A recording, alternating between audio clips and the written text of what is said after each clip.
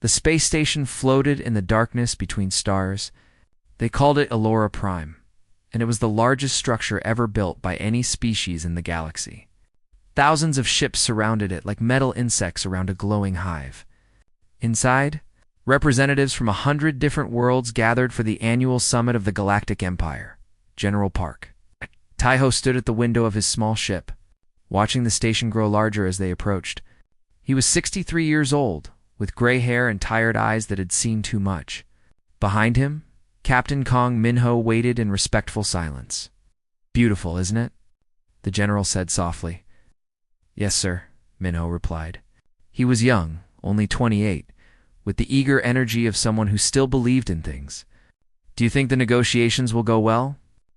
The general smiled, but there was sadness in it. "They never do, Captain. But we must try. That is what humans do. We try." Humanity had joined the galactic community 30 years ago. It was nothing in the eyes of ancient civilizations that had existed for millions of years. To them, humans were children. Worse than children. They were primitives who had barely learned to travel between stars. Useful for labor, perhaps? Good for mining dangerous asteroids or building things in places where other species did not want to go. But not equals. Never equals. The general had spent 3 decades trying to change this. He had smiled at insults. He had bowed when he wanted to fight. He had watched his people be treated like animals, and he had told them to be patient. Always patient. One day he would say, "They will see us differently. But we must earn their respect, not demand it." Many humans hated him for this. They called him weak. They called him a coward. They did not understand that every smile, every bow, every swallowed insult was buying them time. Time to grow. Time to prepare. Time to become something the galaxy had never seen before. The ship docked, and General Park walked into the station with his small team. The corridors were filled with aliens of every shape and size. Some had scales, others had feathers.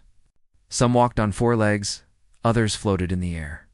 All of them looked at the humans with the same expression: amusement, contempt, pity. The main hall was enormous, large enough to hold 10,000 beings. At the center, on a throne made of black crystal, sat High Sovereign Vorn. He was tall and thin, with pale blue skin and eyes that glowed like dying stars. He had ruled the Galactic Empire for 300 years, and he had never met a species he considered his equal. General Park approached the throne and bowed deeply. "High Sovereign, thank you for allowing humanity to attend this summit." "We are honored." Vorn looked down at him the way a man might look at an insect. "Yes," he said slowly. "I suppose you are honored. Tell me, human, how does it feel to stand among your betters?" Laughter rippled through the hall. Thousands of aliens found this very funny. The general kept his expression calm. "We are grateful for the opportunity to learn from such ancient wisdom." "Learn." Vorn leaned forward, his glowing eyes narrowing. "Your species has existed for the blink of an eye.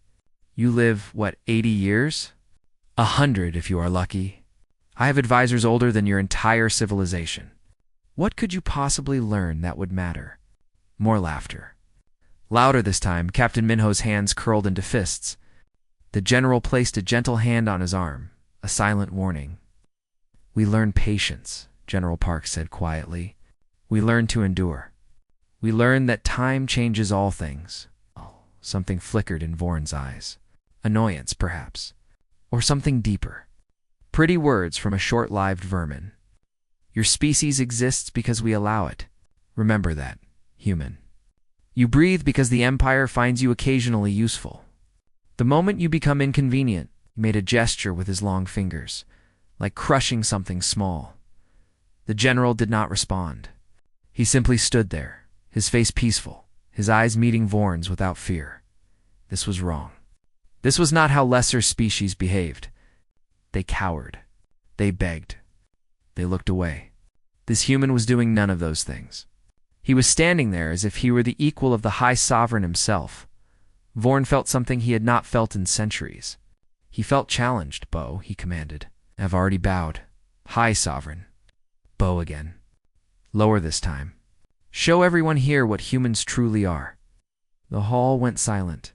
10,000 beings watched, waiting.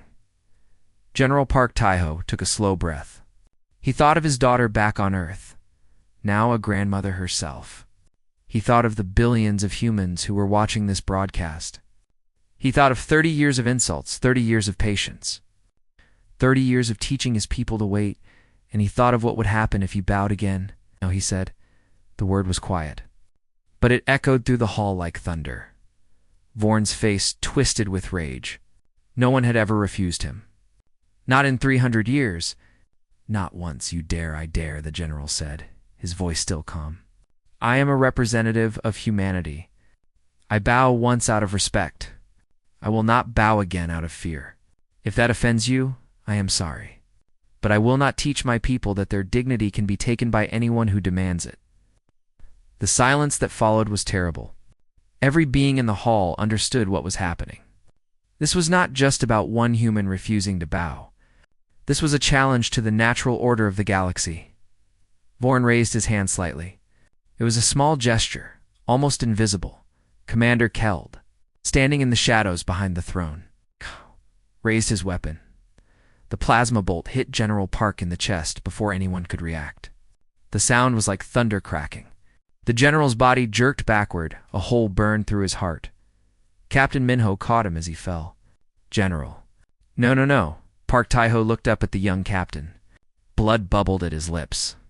His eyes, those tired eyes that had seen so much, were already fading. "Tell them," he whispered. "Tell them. We remember everything." Then he was gone. Laughter began to fill the hall again. Nervous at first, then louder, more confident. The High Sovereign was smiling, pleased with himself. "Let this be a lesson," Vorn announced. "This is what happens to vermin who forget their place." Captain Minho held the general's body, his hands covered in blood. He looked up at the throne, at the laughing aliens, at the smug face of the High Sovereign, and something cold and terrible settled into his heart. They had made a mistake. The aliens did not know it yet, but they had made the worst mistake in the history of the galaxy. General Park Taiho had been the only thing standing between humanity and its true nature. He had been the voice of patience, the advocate for peace, the one who believed that understanding was possible. They had just killed him, and now there was no one left to hold back the storm. 3 days passed after the assassination. The galaxy waited for humanity's response. Every news channel, every communication network, every intelligence agency focused on Earth. They expected chaos. They expected panic. They expected desperate humans sending angry messages, making foolish threats, or begging for mercy. Instead, there was silence. Earth went dark. Human ships stopped communicating. Human workers on alien stations did not report to their jobs. Human diplomats canceled all meetings. It was as if 200 million humans scattered across the galaxy had all received the same message at the same moment and simply ...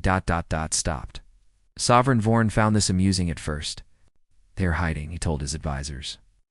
"Like animals crawling into holes. They know they cannot fight us, so they pretend to be invisible. Pathetic." But as the hours became days, the amusement began to fade. Something felt wrong. This was not how conquered species behaved. They cried. They fought. They made noise. They did not go silent. Scholar Male was one of the few aliens who studied humans.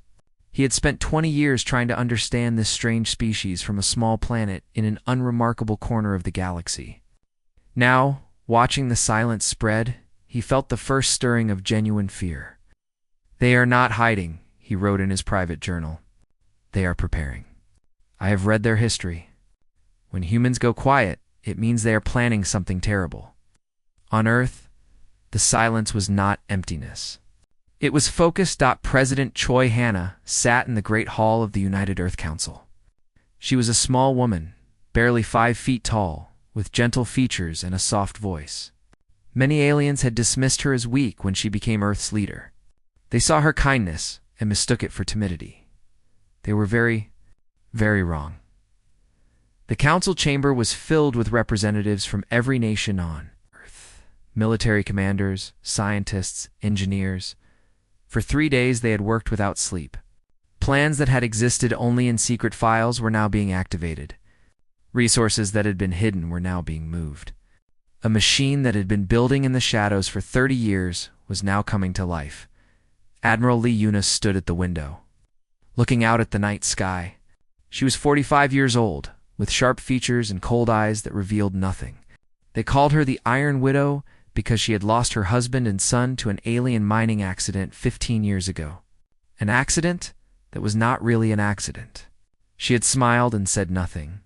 She had waited. "The call is complete," she reported. "All human personnel have left alien space. The last transport will arrive in 6 hours." President Choi nodded slowly. Casualties. 37 humans were detained by alien authorities. We have their locations. We will get them back.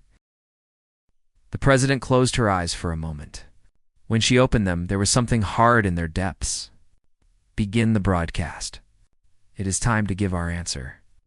The message went out across the galaxy on every channel, every screen, every device. Every system capable of receiving a signal showed the same image. President Choi Hanna, standing alone at a simple podium. She did not look angry. She did not look sad. She looked calm, terrifyingly calm. 3 days ago, she began, her voice soft and clear. General Park Tai-ho was murdered. He was killed in front of thousands of witnesses. He was killed for refusing to bow a second time. He was killed because a human dared to have dignity. She paused, looking directly into the camera. General Park dedicated his life to peace.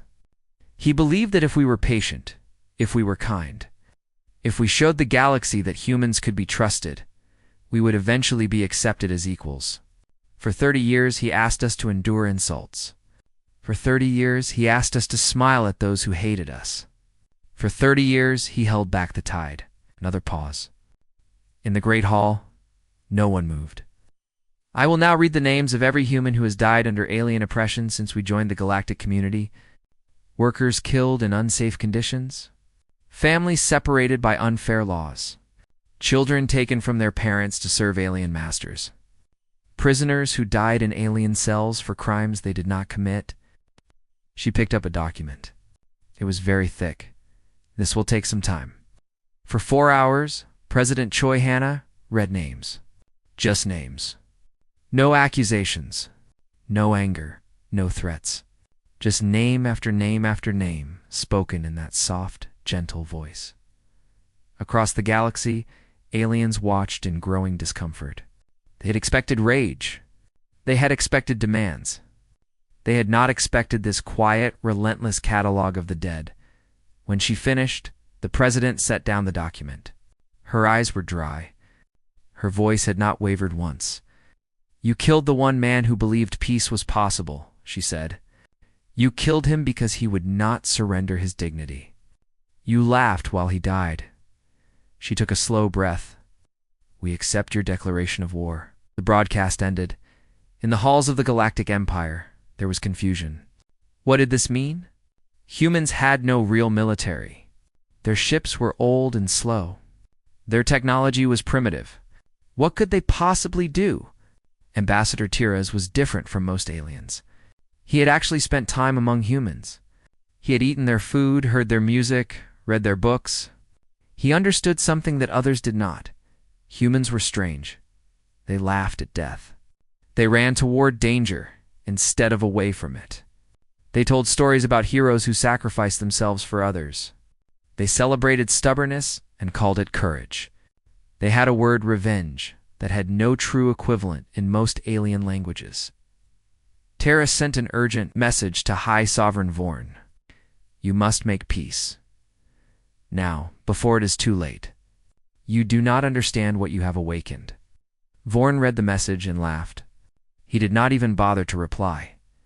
In the following days, the truth began to emerge. Human workers who had spent years on alien stations had done more than their assigned jobs. They had mapped every system. They had studied every weakness. They had learned the codes, the routines, the vulnerabilities. human engineers who had been dismissed as primitive, had actually been limiting their technology on purpose. The ships humans used in public were not their real ships. The weapons they carried were not their real weapons. For 30 years, they had played the role of the helpless newcomer while secretly building something else entirely. Scholar. Mail discovered this while reviewing old data. He found a human engineering report from 20 years ago. It was written in simple language, designed to look unimpressive. But when he examined it more carefully, he found hidden layers of complexity that made no sense. These humans had been deceiving everyone. Not for years, for decades. Why? He wondered aloud. Why pretend to be weak? The answer came from an old human book he had studied long ago. It was written by a human military philosopher thousands of years before humans even left their planet. Appear weak when you are strong. Mail felt cold. Admiral Lee Yuna stood on the bridge of the Earth battleship Vengeance. It was not a name that had existed a week ago. A week ago, this ship had been called the Peaceful Horizon, and it had looked like a simple transport vessel. Now its true form was revealed. Weapons that had been hidden behind fake panels, engines that had been operating at 10% of their real capacity, armor that had seemed flimsy was actually layered with materials the galaxy had never seen. Admiral, a young officer reported, the fleet is ready.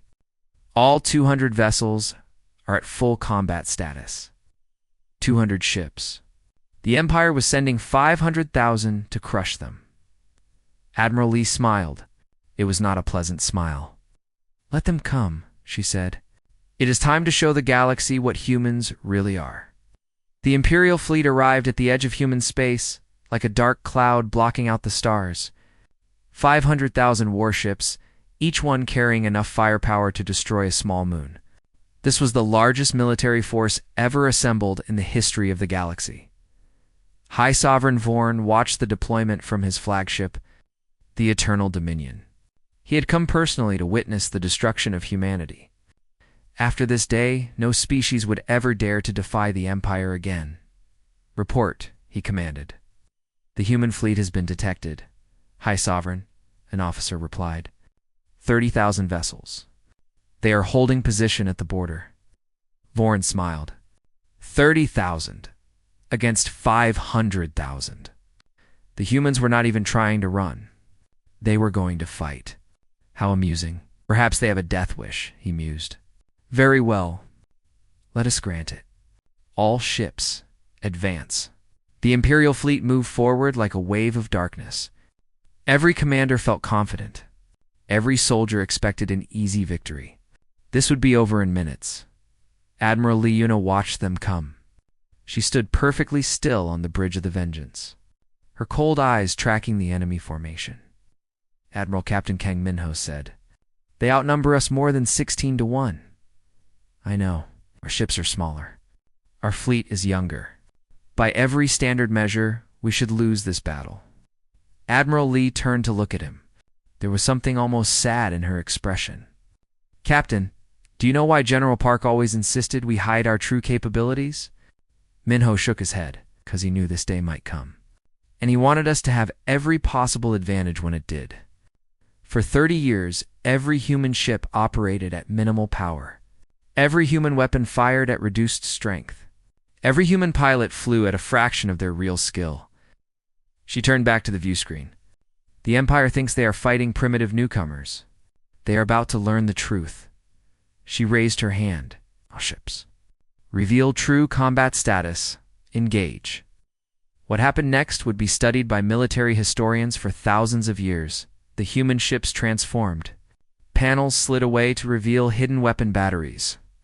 Engines flared to full power, and suddenly the slow, clumsy transports became something else entirely. They were fast. They were agile. They moved through space like predators hunting prey. The first Imperial ships exploded before they even understood what was happening. Human weapons cut through their shields like they were made of paper. Human pilots flew with a precision and aggression that defied explanation. Commander Keld, the one who had killed General Park, was aboard a cruiser in the third wave. He watched in disbelief as the ships ahead of him turned into balls of fire.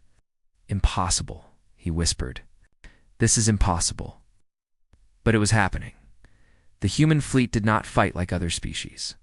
They did not form neat lines. They did not follow predictable patterns. They swarmed. They flanked. They appeared behind enemy formations that had been ahead of them moments before. It was chaos, but it was controlled chaos. Every human ship knew exactly where every other human ship would be. Admiral.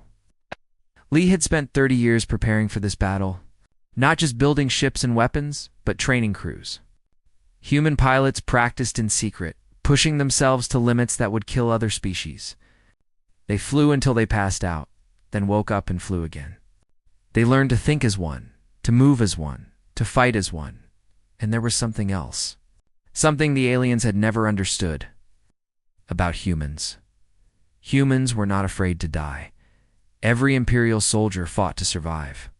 When their ships were damaged, they retreated. When victory seemed impossible, they surrendered. This was logical. This was rational. This was what every species did. Humans did not retreat. When their ships were damaged, they flew them directly into enemy vessels. When they were outnumbered, they fought harder. When death was certain, they smiled and kept firing. 3 hours into the battle, the Imperial formation began to collapse. Ships that had never known defeat were running away. Commanders who had conquered entire star systems were screaming in panic. Hi. Sovereign Vorn could not believe what he was seeing. His view screen showed nothing but fire and destruction. His beautiful fleet was being torn apart by a force that should have been helpless. How? He demanded. How is this possible? No one could answer him. Admiral Liuna broadcast a message across all channels. Her voice was calm, almost gentle. You saw us as primitives because we let you. You thought our kindness was weakness? You thought our patience was fear. You were wrong. On the screen behind her, Imperial ships burned. General Park Taiho gave us 30 years to prepare while he smiled at your insults. Every human who worked in your stations mapped your systems. Every human who served on your ships learned your weaknesses. Every human who bowed before your thrones was counting the days until this moment. She paused, letting the words sink in. You never asked why humans sleep so little. You never wondered why we recover so fast from injuries. You never questioned why we fight without fear of death. Now you will learn. We are not like you. We did not evolve on a peaceful world. We come from a planet that tried to kill us every single day. We survived ice ages. We survived plagues. We survived each other. We are the children of a world that shows no mercy, and we learned its lessons well. The message ended. 6 hours after it began, the battle was over. The Empire had lost 340,000 ships. Humanity had lost 8,000. Across the galaxy, species that had dismissed humans as primitives watched the recordings in stunned silence. They saw Imperial dreadnought ships that had conquered entire civilizations, destroyed by human vessels a tenth their size. They saw human pilots flying through impossible fields of fire without hesitation. They saw a species that had been mocked for 30 years reveal itself as something terrifying. Scholar Mail locked himself in his study and began researching human history with new urgency. What he found made him unable to sleep. Humans had been fighting each other since before they developed written language. They had invented weapons designed specifically to kill other humans more efficiently. They had developed entire philosophies around warfare. While other species evolved toward peace, humans had evolved toward war, and they had brought that evolution with them, to the stars. But the most disturbing thing Mail discovered was not the human capacity for violence. It was something else entirely. Humans could have conquered the galaxy at any time. Their hidden technology was centuries ahead of what they had shown. Their military strength was enough to challenge even the Empire at its peak, but they had chosen not to. General Park Taiho had convinced them to wait, to try peace first, to give the galaxy a chance to accept them as equals. For 30 years, humanity had held back its true nature because one man believed in a better way. The Empire had killed that man, and now there was nothing holding humanity back. Captain Minho, stood on the observation deck of the Vengeance. Watching the debris field that had once been the Imperial fleet, thousands of alien survivors floated in escape pods waiting to be rescued. What do we do with them? A young officer asked. Minho thought about General Park. He thought about the old man's last words. We remember everything. We rescue them, he said. All of them. Every single one. The officer looked confused. But they are our enemies. They killed. I know what they killed. Aneo's voice was hard. But we are not them. We fight like humans, but we do not become monsters. General Park taught us that. We remember our enemies, but we also remember who we are. The rescue operation began. Human ships pulled alien survivors from the wreckage, gave them medical care, treated them with dignity. This confused the galaxy even more than the battle had.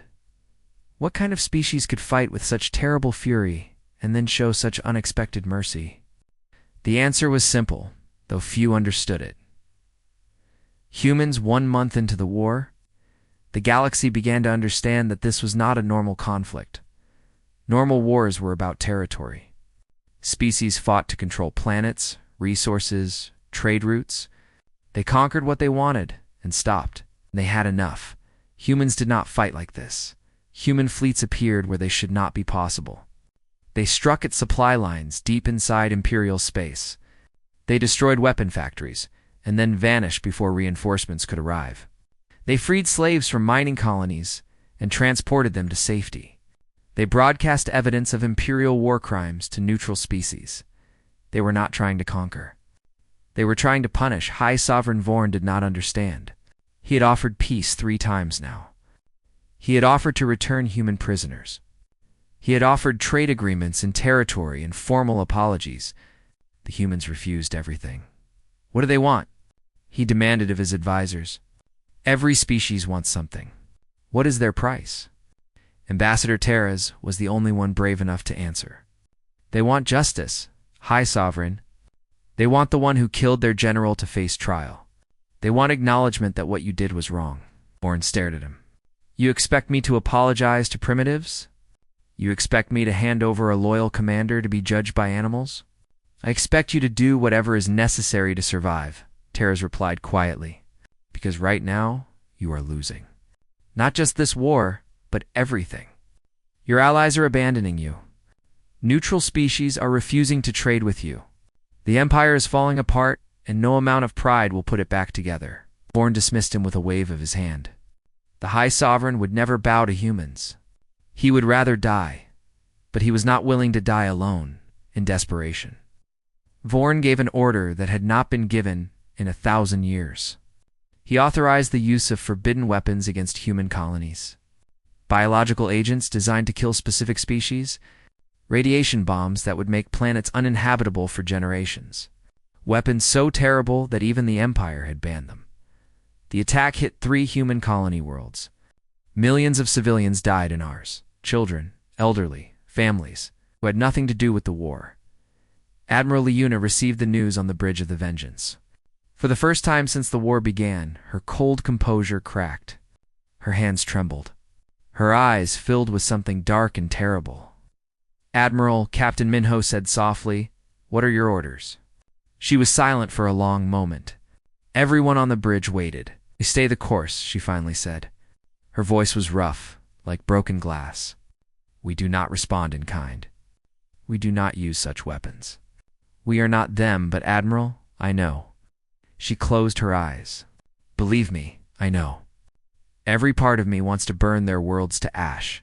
Every part of me wants revenge." She opened her eyes, and there were tears on her cheeks. "But General Park made me promise. No matter what they do to us, we do not become monsters.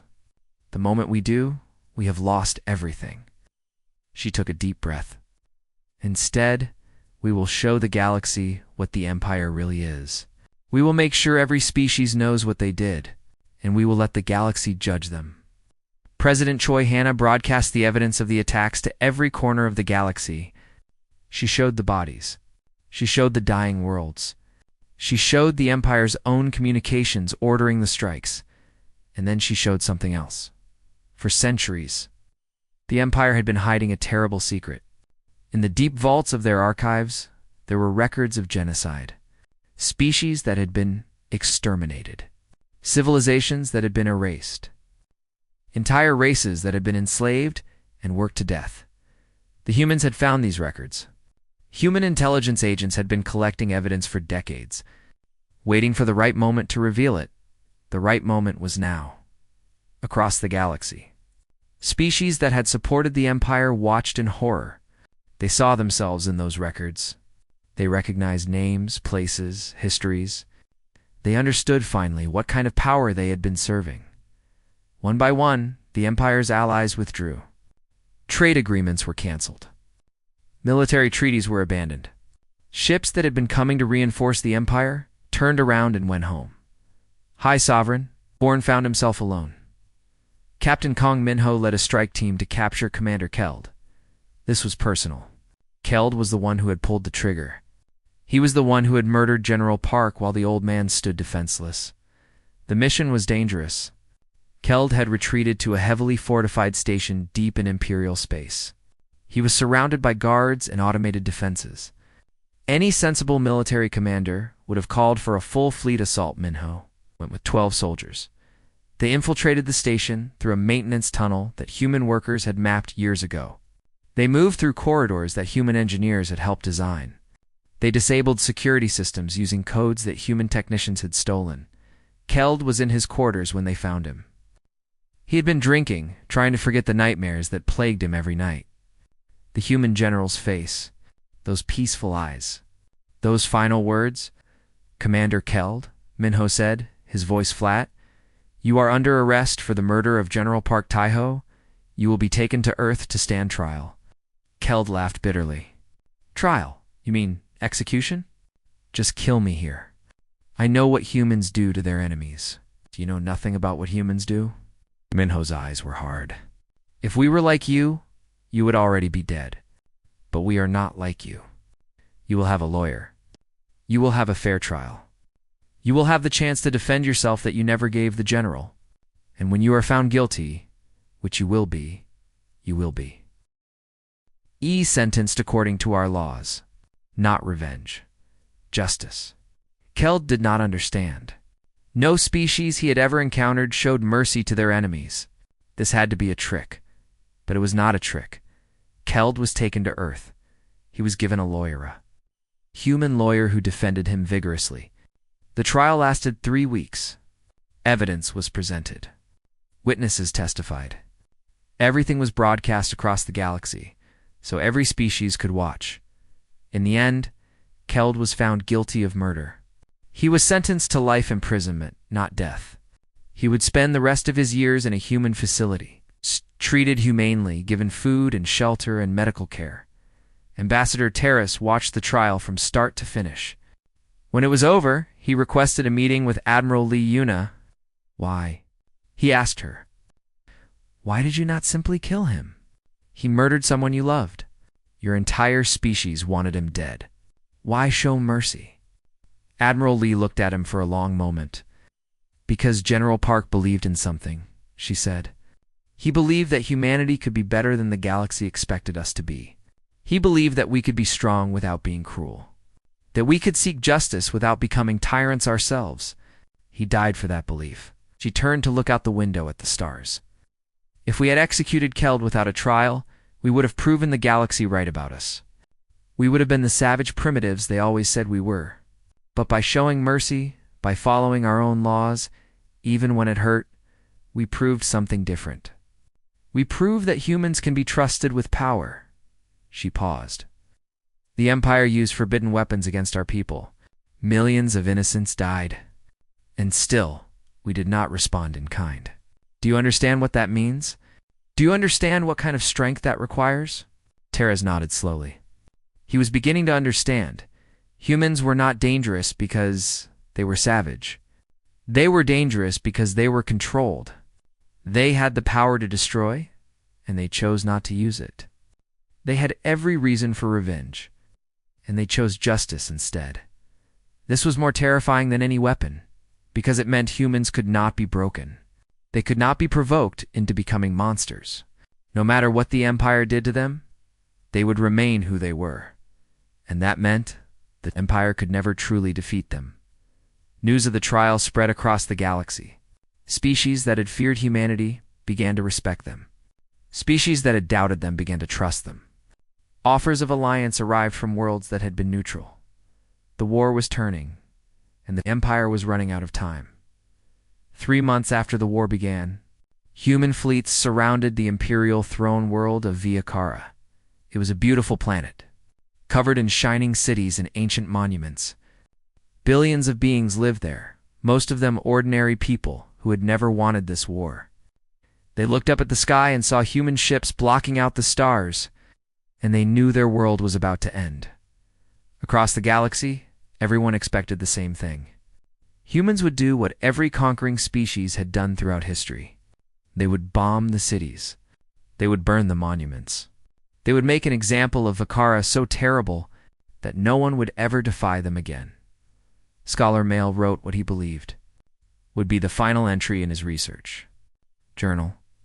Today we will learn the true nature of humanity. All their talk of justice and mercy will be revealed as lies. They will destroy Vicara, and the galaxy will learn to fear them. This is the way of all empires. He was wrong. President Choi Hanna arrived on a single ship, accompanied by no guards except Captain Kang Minho. This was insanity by any military standard. The President of Earth was walking into enemy territory with no protection, but President Choi was done following military standards. The Imperial Palace was silent when she entered. The guards had fled. The servants had hidden. Only the nobles remained, too proud or too foolish to run. Standing in their fine clothes and trembling as the small human, a woman walked past them. High Sovereign Vorn sat on his throne of black crystal. He had not moved in days. His glowing eyes had dimmed. His proud posture had collapsed into something broken. He had watched everything fall apart. His fleet destroyed. His allies abandoned. His secrets exposed. The empire he had built over 3 centuries was crumbling, and there was nothing he could do to stop it. President Choi walked through the great hall until she stood before the throne. She looked up at the being who had ordered General Park's death. She studied his face for a long moment, then she spoke. "I could kill you." Her voice was soft, almost gentle, but every word carried weight. "My people want me to. The families of the millions you murdered with your forbidden weapons want me to. The species you have enslaved for centuries want me to. Justice, by any reasonable definition, demands your death." Vorn said nothing. He simply stared at her with those fading eyes. "General Park Tae-ho spent his life protecting you from us. Do you understand that? Every time you insulted humanity, he asked us to be patient. Every time you laughed at us, he reminded us that peace was possible. Every time we wanted to show you what we really were, he held us back. Not because he was weak, because he was strong. Because he believed that understanding was better than destruction." She paused. "You killed him because he would not bow a second time. You killed the one man in the galaxy who truly believed you could change. You killed our hope for peace." President Choi took a step closer. "And now here I am, standing where he should be standing, making the choice he should be making. And I keep asking myself, what would Park Tae-ho do?" The silence in the hall was absolute.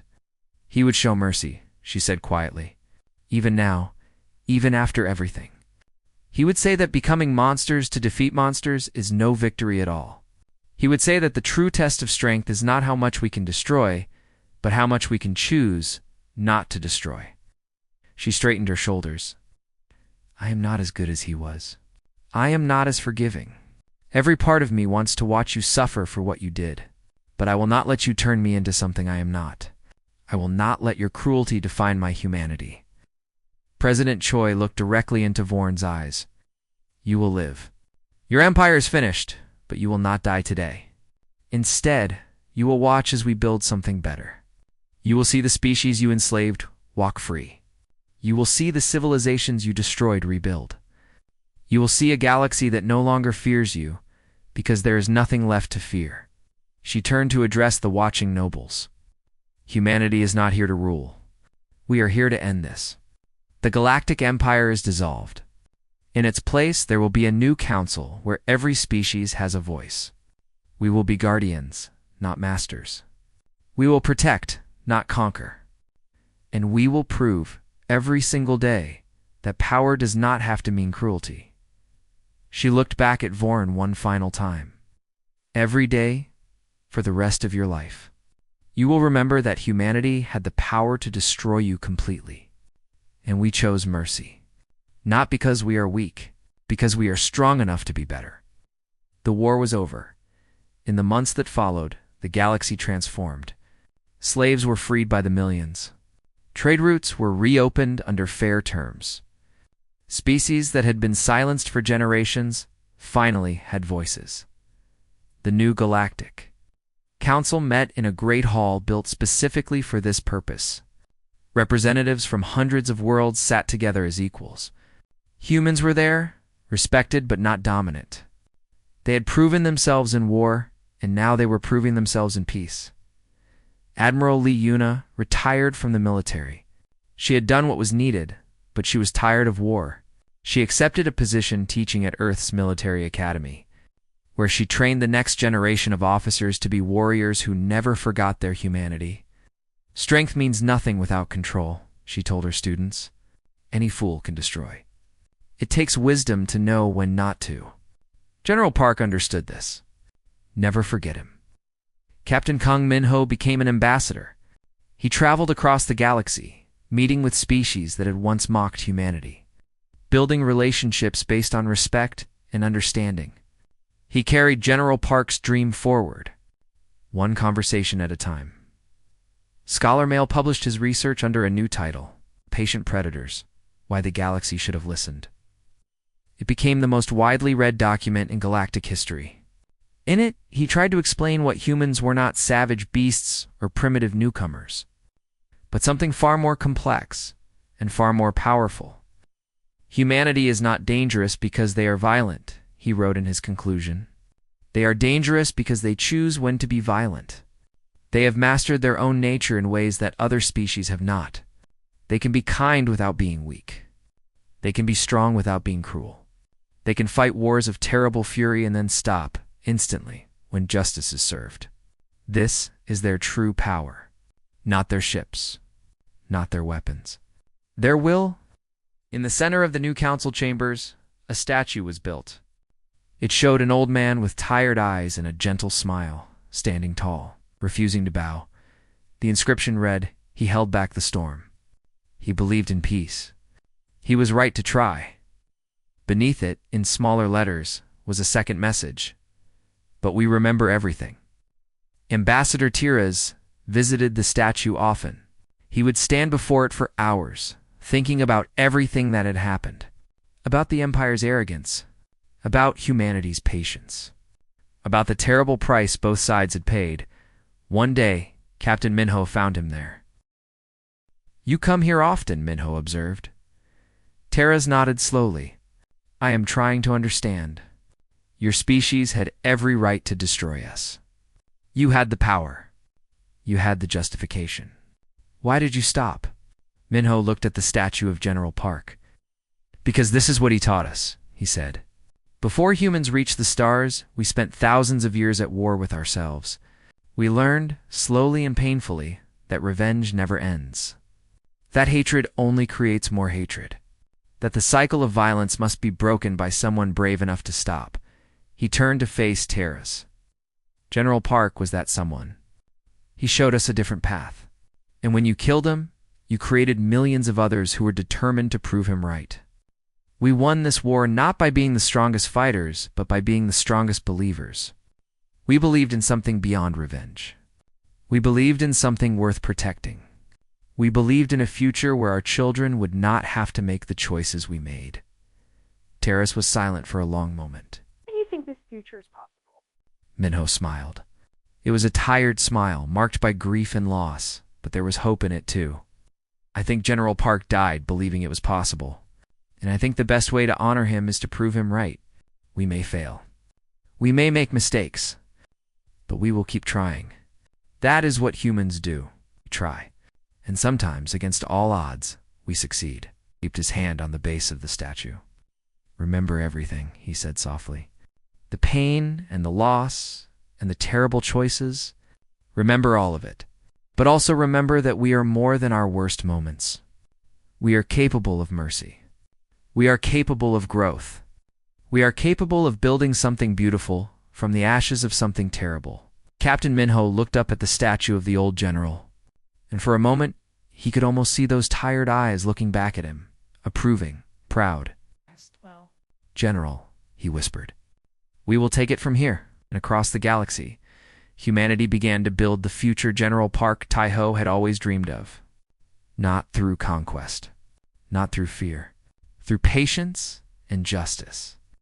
And the simple belief that tomorrow could be better than today, this was humanity's greatest weapon, and the galaxy would never forget it.